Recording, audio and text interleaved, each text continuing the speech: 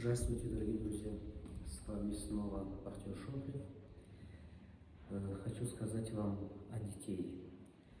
Вот мы очень мало смотрим за детьми, не обращаем на детей.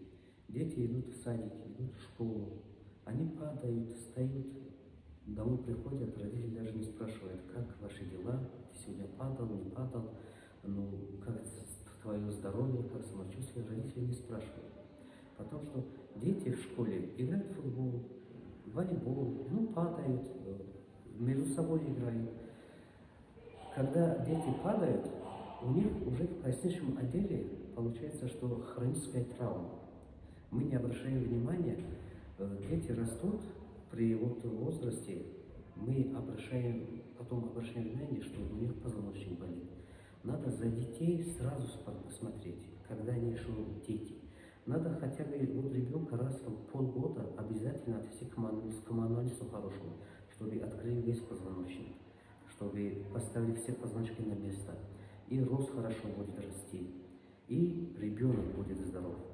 Каждого ребенка обязательно надо хотя бы раз в полгода отвести к мануалисту.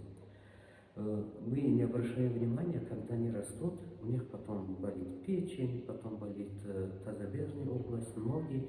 Если многих детей не обращаем внимания, если обратили, они ходят немножко косые. Надо обратить внимание на детей. Обязательно надо обращать внимание на детей.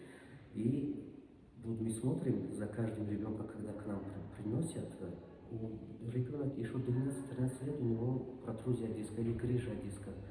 Это очень некрасиво. Некрасиво смотреть за детей. Надо обязательно за детьми смотреть. Обязательно детей надо отвести к мануалисту раз в полгода. Спасибо вам за внимание.